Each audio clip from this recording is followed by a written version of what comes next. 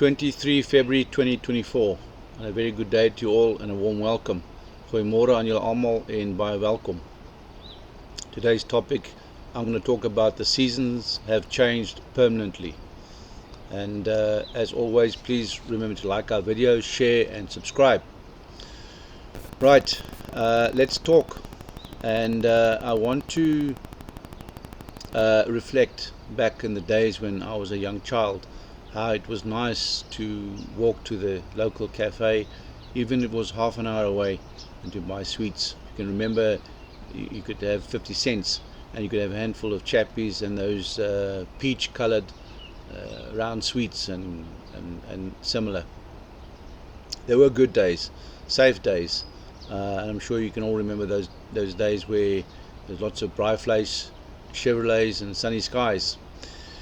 Right, looking at today, I want to look at the bigger picture many years later and comparing today with yesterday. Starting off, if I look at Europe and I see that Europe is in a mess,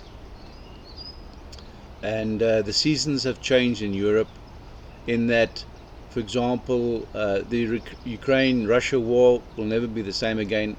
Those families are displaced. Families have lost their loved ones. They don't know where they are. They had 8 years to prepare for a situation forthcoming, which was ignored. And I had a visit to France a year and a half back. I went to Paris on the train, speed train, from London to Paris, and arriving in Paris I was shocked to see that Paris is no more European, if I may say. As Africa would be African, France you would expect to be European. France is no more European. What happened to France? What happened to Europe? There's riots, there's strikes, people unhappy, the politicians have messed up. Looking at London of late, with all the pro-Palestinian demonstrations in central London, what happened to London? These so-called peaceful demonstrations took over the society of the Europeans, or the English-speaking people of Britain. What happened to London? What have the politicians done to put London and or the UK people at risk? What have the politicians done to put all the Europeans at risk in Europe? Let's move to the Middle East, and we all know what's happening there. The Gaza conflict will never be the same again on both sides. Too much people have lost too much, lost loved ones, lost investments. What have the politicians done? Will the Middle East ever come right? We know it won't come right, not in our lifetime. People like us have put major investments into the Middle East, and with the war today, just a handful of people have destroyed so many businessmen's investment. So many families have been displaced due to a handful of politicians. Did the people in the Middle East have time to prepare for what is happening to this very day? Was there early warning signs that they could react and take some form of protection measures? But that's the situation in the Middle East. It's escalating, and it's escalating by the week. So there's nothing left, or will be nothing left in the Middle East in time to come.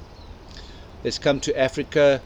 We see of late in the Sahel region is predominantly run by the Muslim faith, the fanatics. We see here that there's the coups in Mali, Burkina Faso and in Niger has forced France to examine their business relationship, or their entire diplomatic relationship with Africa, North Africa, because all the countries are doing the same thing, are pushing out the Europeans. I read here in the Sahel region, the same scenes seem to play out from one country to the next. Thousands of civilians chant slogans under the windows of the French embassies or at the gates of the French military bases, and demanding the departure of French troops stationed in their land, where the former colonialists are no longer welcome. Now, if you look at that part of Northern Africa, all the years France has invested in Africa, obviously there's been a win-win situation which the people on the ground will not see. It's come to nothing. And France, in this case, has been the convenient scapegoat. And so you can copy-paste this situation with France and Central Africa all over, with Europe, with the Middle East, with the UK, and of course coming down to Mozambique and South Africa. If we look of late in the last week in Mozambique, what happened to the Christians? We read here that recently the Islamic terrorists murdered 25 members of the Mozambican armed forces on last week Friday in the northern province of Cabo Delgado. Now this has come up again. The jihadists are running the northern part of Mozambique, and their influence is also here in South Africa. We read further in the Mozambican news, the jihadists also boasted of beheading a soldier after several hours of interrogation. Now this is the same behavior as Hamas that took place in Israel on the 7th of October 2023. Right, let's come to South Africa. You'll always note that on most of my streams I always start with a bigger picture, just to show you that it's all over the same. There's an attack against the Christian faith. If we look at South Africa of late, there are numerous Muslim billboards going up all over the place. The thing comes to mind now, how is oil and water going to mix? If we look at the election date of the 29th of May, let's see and look at our future, and we've discussed this many times before. Let's do a rollout or dry run. What's going to happen? Let's say the DA gets into power with a coalition. Will the ANC and the EFF allow them to do their thing and govern the country correctly and pull it straight? Will they allow this? Now we've seen previously, as I've said before, also in previous videos about history repeating itself, not one coalition government has worked so far. We hear of late what has been said about Swane, so yes, there's no way the ANC and the EFF coalition forces will allow the DA to govern. Now we know this, so it's not going to be a question of yes, they'll manage this thing right. It's not just going to happen.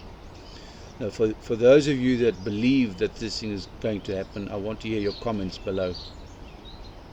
If the ANC gets into power with their coalition parties, what's going to happen? It'll just deteriorate. The situation will get worse. The ANC cannot fix what they've done to date. If the EFF get into power with their coalition with MK and ACE and the other smaller parties, we have a Robert Mugabe situation.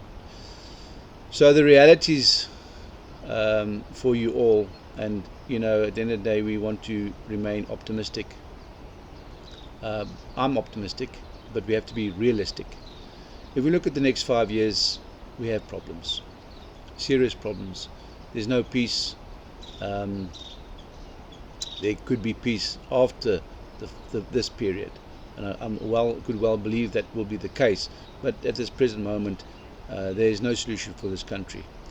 So, in summary, then, do we agree that the seasons have changed permanently in Europe, which includes the UK, in the Middle East? The seasons have changed permanently.